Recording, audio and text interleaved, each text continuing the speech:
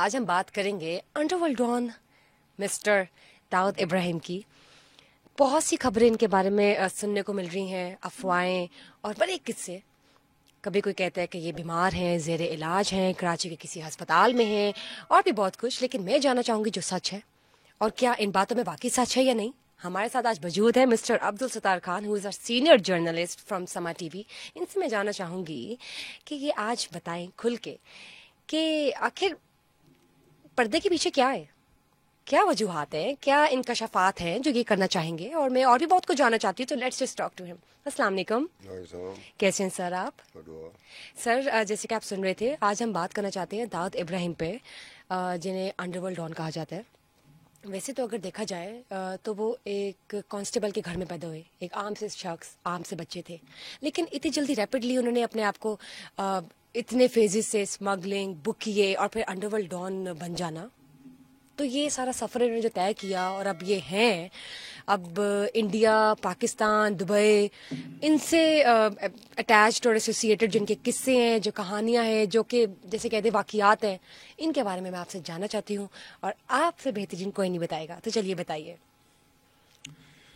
کافی سالوں سے ایسا ہوتا ہے کہ انڈیا کا جو میڈیا ہے، جی، انڈیا کا میڈیا داؤد ابراہیم کے حوالے سے کافی سینسٹیوٹی کہہ لیں آپ کو.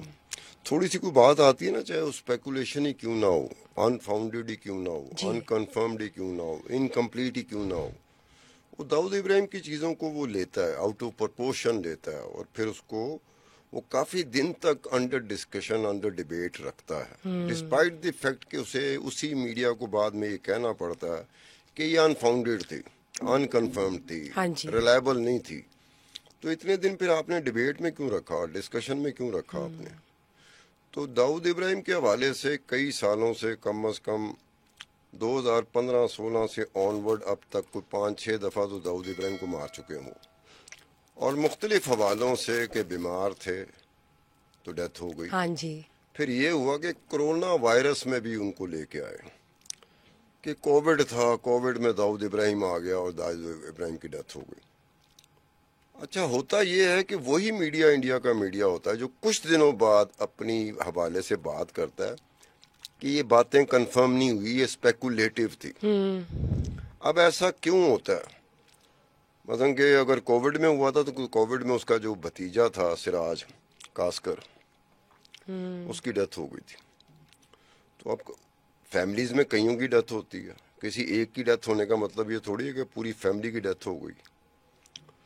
تو یہ ہوتا اس لیے ہے کہ انڈیا میں ایک باقاعدہ کریز ہے دو بندوں کا، جو کہ انڈیا کے میڈیا میں تھوڑا سا ایک آسرے کی ضرورت ہوتی ہے، تھوڑی سی کوئی بھی چیز، کوئی اسپیکولیشن ہی کیوں نہ ہو، ہاں جی، تو وہ اس پہ آ جاتے ہیں. ایک تھا یہ تحریک یہ لشکر طیبہ جماعت الدعویٰ کے حافظ سعید، اور جی، دوسرا ہے داؤد ابراہیم. یہ دونوں کے بارے میں انڈیا کا کافی کریز ہے، انڈین میڈیا کا. اب ایک بات ہے کہ اس لیول کا انڈر ورلڈ کا وہ بندہ ہے اور ان کے وہ ہتھے نہیں ہے. وہ 1993 کے جو بامبے بلاسٹ ہوئے تھے اس کے بعد کا وہ نکلا ہوا ہے. تو ایک تو یہ ہے کہ ان کے ہتھے نہیں چڑھ رہا. اب ان کے ہتھے چڑھنے کے وہ کئی ایسے مواقع وہ پیدا کرتے ہیں، وہ مواقع بھی اسی طرح دم توڑ جاتے ہیں، جس طرح کہ یہ خبریں اس کی ڈیتھ کے حوالے سے، یا اس کی لات خراب ہو گئی تو اس کی ٹانگ کاٹ دی گئی، اس کا ہاتھ خراب ہو گیا، اس کا ہاتھ کاٹ دیا گیا، وہ جی کوما میں ہے، وہ آئی سی یو میں ہے، اور وہ جی دیکھیں نا ہاسپٹل میں ہے. کراچی کا بھی ابھی کہہ رہے ہیں کہ کراچی میں زیر علاج اب ہے. یہ وہ خود کہہ رہا ہے، خود جو انڈیا کا میڈیا خود کہہ رہا ہے کہ یہ اسپیکولیٹو ہے. وہ خود ہی کہہ رہا ہے، خود ہی ایک چیز کو لاتا ہے، کریز بڑا ہے وہاں ہاں پر. جی، داؤد ابراہیم کے بارے میں جاننا انڈیا کا کون سا ایسا ہوگا جو داؤد ابراہیم کے بارے میں جاننا نہیں چاہے گا. اب داؤد ابراہیم کا جو بھی ہوا کہ آپ نے کتنی دفعہ مارا، چھوٹی چھوٹی بات پہ ٹانگ کٹ گئی، ہاتھ کٹ گیا، کان کٹ گیا، بال نہیں رہے، بال جھڑ گئے، گنجا ہونا شروع ہو گیا. اب یہ ساری اسپیکولیٹو. اب اس میں ہوتا یہ ہے کہ یہ چیز اپنی جگہ پر. ایک چیز کا میں ذکر کرتا ہوں کہ جو انڈیا میں ہوا، اور انڈیا کی انٹیلیجنس ایجنسیز ناکام ہوئی، انڈیا کی پولیس ناکام ہوئی، پھر انڈیا کی انٹیلیجنس ایجنسیز اور انڈیا کی پولیس کے درمیان وہ کوارڈینیشن تھی نہیں تھی، ایک دوسرے پہ ٹرسٹ کرتے تھے نہیں کرتے تھے، یا داؤد ابراہیم کا دونوں میں سے کسی ایک کی طرف ٹلٹ تھا کہ وہ لوائل اتنے تھے کہ انہوں نے داؤد ابراہیم کے پکڑے جانے کی یا مارے جانے کی جو پلان تھا، جو سیکرٹ پلان تھا، وہ ناکام کس طرح سے ہوا؟ داؤد ابراہیم کی بیٹی معروف کی شادی ہوتی ہے پاکستان کے کرکٹر جاوید میاں داد جنید کے ساتھ. اب یہ دبئی میں شادی ہے. جب ان کو پتہ چلا کہ دبئی میں شادی ہو رہی ہے تو انڈیا کی انٹیلیجنس بیورو ایک سیکرٹ پلان تیار کرتی ہے، اور سیکرٹ پلان کا آتھر ہوتا ہے اجیت دوال، جو آج کل نیشنل سیکیورٹی ایڈوائزر ہے جی نریندرا مودی کا. جی وہ آئی بی کا ڈی جی نہیں تھا، آئی بی کا سربراہ وہ رہ چکا ہوا تھا، اس کا اس وقت آئی بی کے ساتھ تعلق نہیں تھا، لیکن یہ سیکرٹ پلان چاک آؤٹ ہوتا ہے.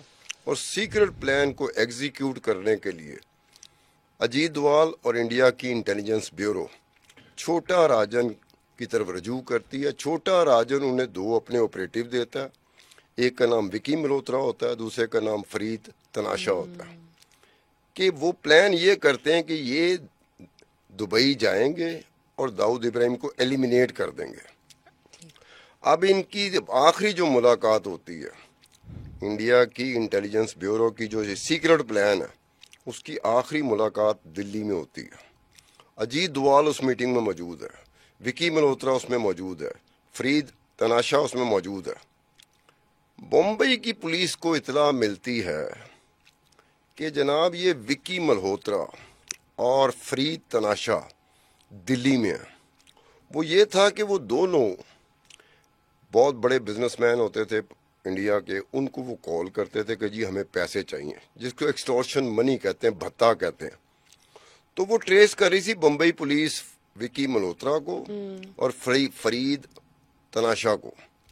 ان کو پتہ چلا کہ دلی میں ہے، تو پولیس کی ریڈ ہوتی ہے، بمبئی پولیس کی ریڈ ہوتی ہے دلی میں.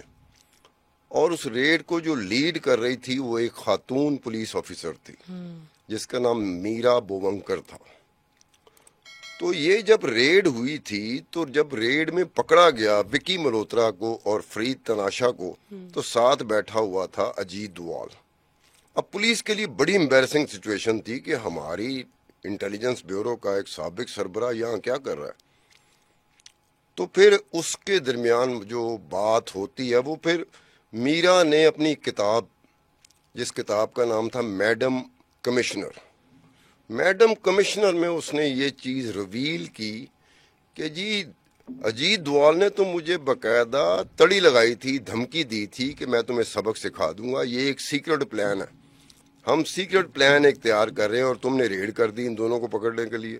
اس نے کہا کہ میں نے کہا یہ ہمیں وانٹڈ ہے، یہ انڈر ورلڈ کے لوگ ہیں، یہ ہمیں وانٹڈ ہے، ہم نے ٹریس کر لیا، لوکیٹ کر لیا. وہ پولیس کو جب پتہ چل جائے ٹریس کر لیتی، لوکیٹ کر لیتی، وہ پکڑتی اس کو جا کے. ہم نے اس کو پکڑ لیا.